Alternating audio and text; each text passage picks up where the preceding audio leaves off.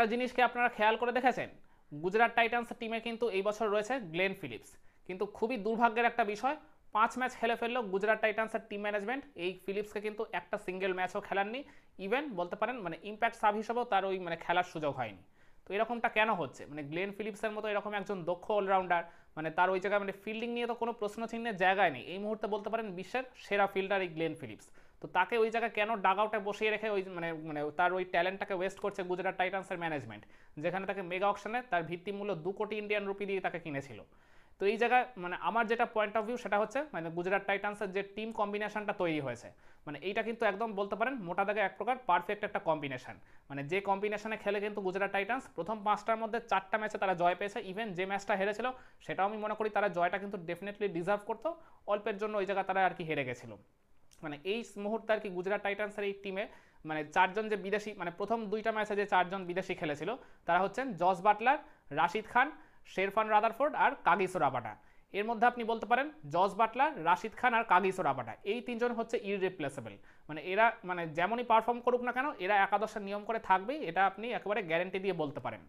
কিন্তু ওই জায়গায় শেরফান রাদারফোর্ড এই প্লেয়ারটাকে কেন খেলাচ্ছে গুজরাট টাইটান্স, যেখানে গ্লেন ফিলিপসের মতো এরকম মানে অলমোস্ট ওই একই রোলে মানে একজন এরকম দক্ষ অলরাউন্ডার রয়েছে, তার উপর আবার গ্লেন ফিলিপসের অফ স্পিন বোলিংটাও যথেষ্ট কার্যকরী, তার ফিল্ডিংটাও রাদারফোর্ডের থেকে যথেষ্ট আর কি ইম্প্যাক্টফুল বলা চলে। কিন্তু খেয়াল করে দেখবেন রাদারফোর্ডকে কিন্তু বেশিরভাগ ম্যাচে এই জিটি ম্যানেজমেন্ট খেলাচ্ছে অ্যাজ অ্যান ইম্প্যাক্ট সাব হিসেবে। তো এই জায়গাতেই আমার প্রশ্নটা, মানে যে মানে গুজরাট টাইটান্সের টিম ম্যানেজমেন্ট মানে ওই জায়গায় মানে মিডিল অর্ডারটা খেয়াল করে দেখবেন তারা একজন বাঁহাতিকে চাইছে, কারণ হচ্ছে তাদের মিডিল অর্ডারটা কিন্তু মানে ওপেনার হিসেবে সাই সুদর্শন থাকলেও তারপর নিচের দিকে রাহুল টেওয়াটিয়া আছে, কিন্তু তাদের মিডিল অর্ডারটা কিন্তু সেরকম মানে পারফেক্ট কোনো মানে বাঁহাতি ব্যাটার নেই। তো ওই আর আমার মনে হয় বাঁহাতি ডানহাতি ব্যাটারের কম্বিনেশনটা ওই জায়গায় বজায় রাখার জন্য রাদারফোর্ডকে তারা খেলাচ্ছে। আর রাদারফোর্ড কিন্তু মানে মোটা দাগে কিন্তু সফলও বলা চলে, যে 5 ম্যাচে তিনি খেলার সুযোগ পেয়েছেন প্রত্যেক কটাতেই কিন্তু মানে টিমের জন্য কন্ট্রিবিউট করেছেন, হ্যান্ডি কন্ট্রিবিউশনও যথেষ্ট করেছেন বলা চলে। কারণ মিডিল অর্ডারে কিংবা লোয়ার মিডিল অর্ডারে তার খেলা ছোটো ছোটো ওই ক্যামিওগুলো বা বলতে পারেন তিনি ওই 40 বা 30 অড রানের যে ইনিংসগুলো খেলছেন সেগুলো টিমের জন্য কিন্তু দিন শেষে যথেষ্ট কার্যকরী হয়ে যাচ্ছে। তো সেই কারণে রাদারফোর্ডকে কিন্তু রেগুলার সুযোগ দিয়ে যাচ্ছে গুজরাট টাইটান্সের টিম ম্যানেজমেন্ট। আর এছাড়া আপনি বলতে পারেন কাগিসো রাবাডার কথা, রাবাডা কিন্তু প্রথম 2 ম্যাচ খেলার পর ওই পার্সোনাল ইস্যুর জন্য নিজের দেশ সাউথ আফ্রিকাতে ফেরত চলে গেছে, কিন্তু তারপরেও মানে ওই মানে যে আর কি আমি বললাম রাবাডা, বাটলার আর রাশিদ খান এই 3জন তো ইররিপ্লেসেবল। তো ওই জায়গা তো একজন বিদেশির কোটা তাহলে ফাঁকা হয়ে গেছে, তাহলে সেখানে তো গ্লেন ফিলিপসকে খেলানো যেতেই পারে।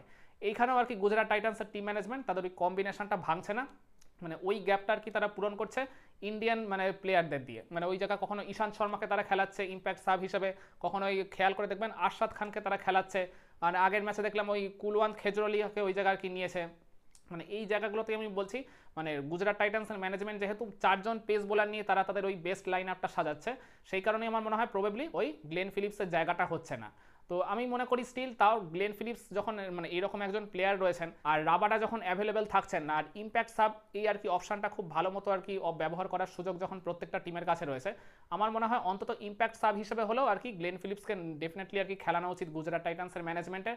এইরকম একটা ট্যালেন্ট যে ডাগ আউটে বসে থেকে থেকে দিনের পর দিন ওয়েস্ট হবে, এটা দেখতে আর কি খুবই খারাপ লাগছে।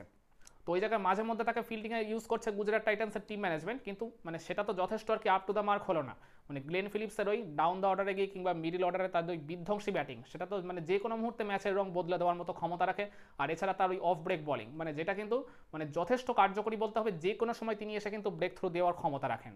তো সব কিছু মিলিয়ে গ্লেন ফিলিপসের মতো এইরকম একটা ওভারঅল অলরাউন্ড প্যাকেজ আমি আর কি দেখতে চাই মানে গুজরাট টাইটান্সের টিম ম্যানেজমেন্ট এর পরবর্তীতে, সেটা ইম্প্যাক্ট সাব হিসেবেই হোক কিংবা রেগুলার একাদশে তাকে রেখেই হোক না কেন, মানে অন্তত যেন তাকে কয়েকটা ম্যাচ খেলার সুযোগ করে দেয়। আর আমি আশা করছি স্টিল মানে গ্লেন ফিলিপস যদি খেলার সুযোগ পান তিনি নিজের সেরাটাই উজাড় করে দিয়ে আশা করি তিনি নিজের জায়গাটা ধরে রাখতে পারবেন। তো আপনারা কি মনে করেন, গ্লেন ফিলিপসকে কি দেখতে চান গুজরাট টাইটান্সের একাদশে বা তাদের বেস্ট লাইন আপে এর পরবর্তী ম্যাচগুলোতে? কমেন্ট করে আপনার মতামতটা জানাতে পারেন।